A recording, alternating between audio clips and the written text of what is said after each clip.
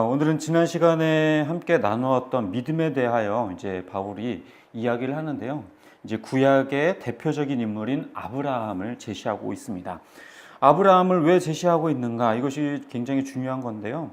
이제 믿음의 법을 따라서 살아가는 삶에 대해서 이야기를 할 때에 아브라함을 근거로 제시하고 있는 것입니다. 그런데 이 아브라함을 근거로 제시한다는 것은 굉장히 중요한 의미가 있어요. 왜냐하면 이 유대인들은 이 아브라함으로부터 출발했기 때문에 그렇습니다. 그래서 바울이 이 믿음의 법이라고 하는 것, 이것을 이야기함에 있어서 이것이 예수 그리스도께서 오시는 그 순간에 새롭게 생겨난 것이냐? 그렇지 않다.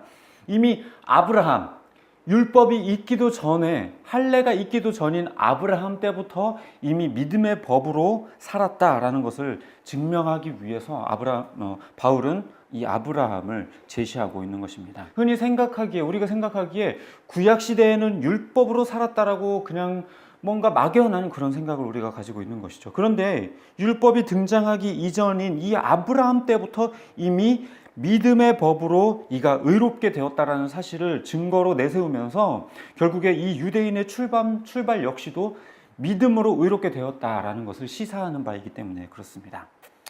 결론부터 이야기를 하자면 단 한 번도 율법으로 의롭게 된 일이 없었습니다. 단 한 번도 율법으로 의롭게 된 사람도 없습니다. 우리가 하나님 앞에 의롭게 서게 되는 것은 오로지 믿음, 그것 하나뿐인 것이죠. 자, 한번 본문을 보면요. 2절에 보면 바울은 이 아브라함의 행위가 자랑할 것이 하나님 앞에 아무것도 없다라고 분명하게 단언하고 있습니다.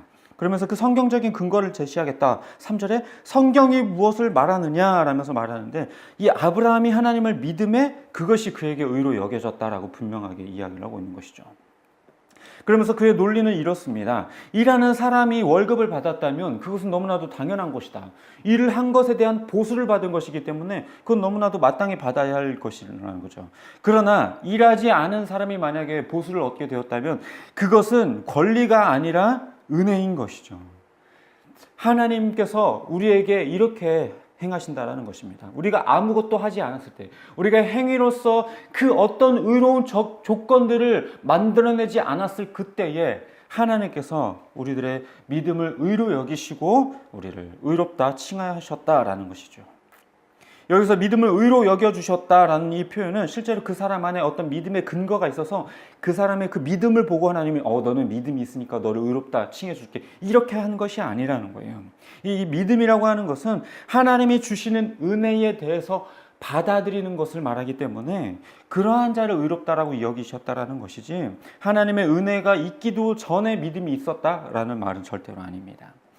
그리고 바울이 이러한 주장을 하는 까닭은 무엇이냐면요. 이 아브라함이 하나님으로부터 부름을 받고 의롭다 여기게 된 시점, 그것은 율법이 있기 전, 심지어 할례시가 아닌 무할례시, 할례도 받기 이전에 하나님께서 그를 의롭다라고 칭하셨다는 것, 그것이기 때문에 그렇습니다. 그렇게 함으로써 이 아브라함이 믿음의 조상이 되었다라는 사실을 이 바울은 얘기하고 있는 것입니다. 아마도 여기에서 이 유대인들은 아마 할 말을 잃어버렸을지도 몰라요.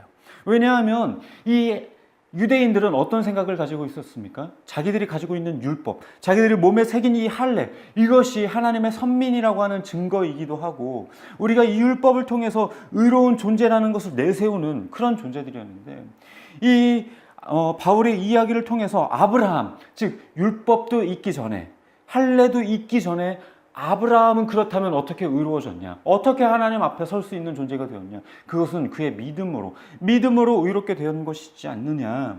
그것이 바로 하나님의 일방적인 선택이었기 때문에 가능한 것이었다라고 이야기를 하고 있기 때문에 그렇습니다. 그렇기 때문에 이 유대인들은 우리는 율법을 내세웠고 할례를 내세웠는데 우리들의 믿음의 조상이라고 말하는 이 아브라함은 생각해보니 율법과 할례 이전에 하나님께서 부르셨던 사람이라는 거죠. 결국에 하나님께서 아브라함을 선택하고 부르신 것 가운데에 그 어떤 행위, 그 어떤 근거 이런 것들이 아무것도 없는 것입니다. 하나님께서 아브라함을 그저 불러주셨고 약속의 땅 가나안으로 보내주시겠다 하셨고 또 그 아들 이삭을 약속하셨던 것이죠. 여기에 하나님의 일방적인 결정 말고 아브라함으로부터 출발한 그 행위는 아무것도 없었다라는 사실입니다.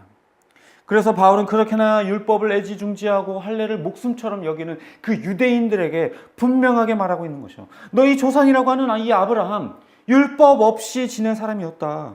그도 할례를 받기 이전에 하나님으로부터 의롭다 칭함을 받은 자가 아니었냐. 그가 자랑한 것이 무엇이 있냐. 그가 하나님 앞에 내세울 수 있는 것이 무엇이 있냐.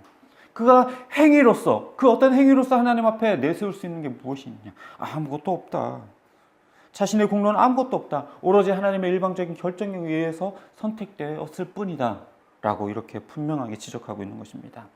게다가 바울은 하나님이 아브라함에게 이렇게 하신 까닭에 대해서 이 아브라함으로 할례자의 조상도 되고 무할례자의 조상도 된다라는 것을 말하기 위해 이런 이야기를 말하고 있는 것이죠. 이게 무슨 말이냐면요.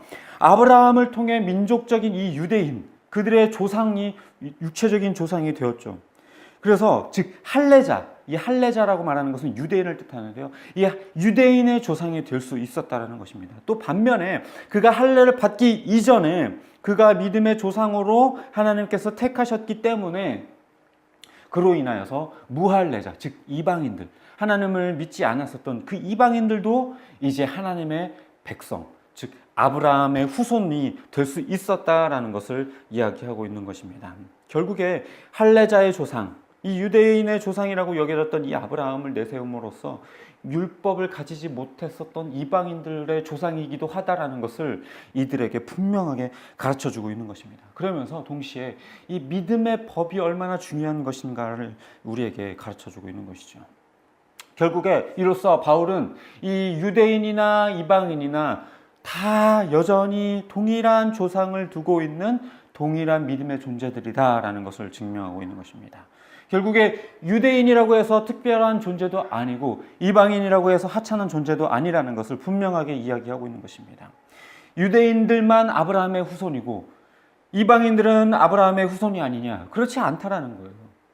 하나님을 믿지 않았었던 그 이방인들도, 할례를 받지 않았고 율법을 행하지 않았던 그 유대인들도 이제 그들이 아브라함의 후손일 수 있다는 것입니다. 그것이 무엇을 통해? 바로 믿음의 법을 통해 그렇다는 것이죠. 결국에 율법이 우리들의 뿌리도 아니고 할례도 우리들의 뿌리가 아니고 오직 믿음의 법이 우리의 뿌리라는 사실을 우리에게 가르쳐주고 있는 것입니다. 따라서 우리는 율법이, 그 행위가 우리를 의롭게 만들어주지 못한다는 사실을 분명하게 인식할 필요가 있습니다. 어떠한 행위로서 우리가 하나님 앞에 더 나은 그리스도인이 될 수 있다라는 그런 착각들, 생각들을 버려버릴 필요가 있다는 것이죠. 교회에서 봉사 좀 하고 헌금 좀 많이 하면 어떻게 좀 괜찮은 그리스도인인가요? 직분이 올라가면 신앙도 같이 올라가나요? 새벽 예배 안 빠지면 신이라도 됩니까?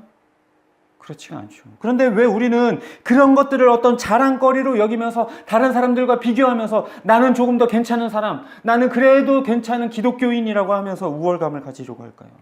변을 익을수록 고개를 숙인다라고 말하는데 왜 예수를 믿는 사람들은 그 연수가 더하면 더할수록 하나님을 닮아가고 그리스도를 닮아가는 것이 아니라 도리어 더 교만하고 더 가식적이고 더 행위를 자랑하고 하나님의 은혜를 잃어버린 채 그렇게 살아갈까요?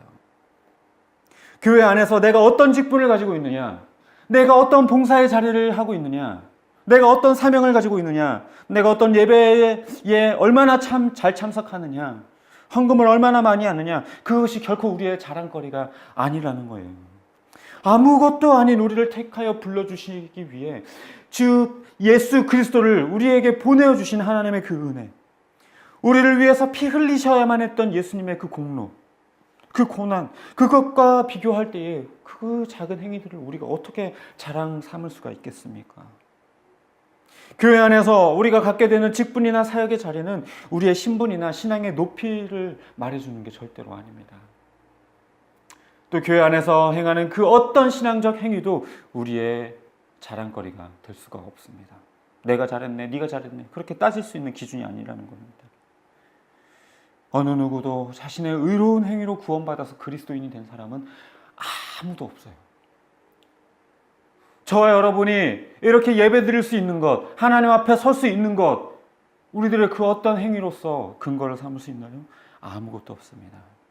믿음의 조상이라고 하는 이 아브라함조차도 하나님 앞에 자기의 그 어떤 행위도 내세우지 않았어요. 자신이 가지게 된 그 재물과 땅과 자식, 그것을 자랑거리 삼은 적도 단 한 번도 없습니다. 그런데 우리는 왜 그런가요? 지금 우리가 이만큼 사는 것, 우리가 이만큼 누리고 살 수 있는 것, 우리가 이런 사명을 가지고 있는 것, 우리가 이렇게 예배드릴 수 있는 모든 것들 다 우리의 행위의 어떤 잘난 구석이 아님을 우리는 기억해야 합니다. 만일 행위의 기준으로 따진다고 한다면 저와 여러분이 어떻게 이 자리에 설 수가 있겠습니까? 제가 어떻게 목사라고 하는 이 직분을 감당할 수 있겠습니까? 만일 행위의 기준에 따른다라고 한다면 여러분이 어디 성도라고 하는 그 거룩한 명칭을 얻을 수나 있겠습니까? 저와 여러분은 죄인입니다. 그 어떤 행위로도 구원받을 수 없고 그 어떤 행위로도 의로워질 수 없는 존재입니다. 오직 예수 그리스도 피의 공로로만 우리가 설 수 있게 된다는 사실을 기억하시기 바랍니다. 하나님의 일방적인 선택과 은혜 때문에 우리가 이 자리에 서게 된 것입니다. 아브라함, 그 믿음의 조상이라고 말하는 그 아브라함, 유대인의 조상이라고 말하는 그 아브라함조차도 하나님의 선택, 하나님의 일방적인 결정, 하나님의 은혜 덕분에 그가 유대인을 만들어내는 유대인의 조상이 될 수 있었던 것이고 믿음의 조상이 될 수 있었던 것입니다. 믿음의 조상이라고 하는 그 아브라함, 아무런 공로도 가지고 있지 않습니다.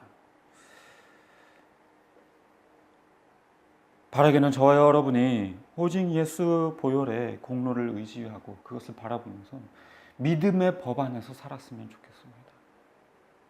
내가 이만큼 헌금하고 내가 이만큼 봉사하고 내가 이만큼 직분에 올랐으니까 난 나의 신앙은 그래도 괜찮은 사람, 난 예배를 한 번도 빠진 적이 없으니까 나는 괜찮은 사람, 그렇게 내세울 것이 아니라 우리는 겸손히 주 앞에 서야 할 줄 믿습니다. 물론 우리가 신앙생활을 할 때 봉사를 하고 헌금을 하고 이런 것들을 하지 말라는 건 아니에요. 그러나 그런 것들이 우리들의 자랑거리가 되어서는 안 된다는 겁니다. 우리가 그것이 신앙의 척도인 양 내세워서는 안 된다는 것입니다. 아브라함이 그랬던 것처럼 우리도 우리들의 나약함을, 우리들의 부족함을 하나님 앞에 내어놓고 하나님의 그 공로로 우리가 구원받았음을 인정하고 이제 앞으로 우리가 살면서 행하게 될 여러 가지 신앙적인 행위들을 우리들의 자랑거리로 삼지 말고 하나님이 주신 은혜 덕분에 우리가 할 수 있었다는 믿음의 고백으로 그렇게 나아갈 수 있는 저와 여러분 되시기를 주님의 이름으로 축복합니다.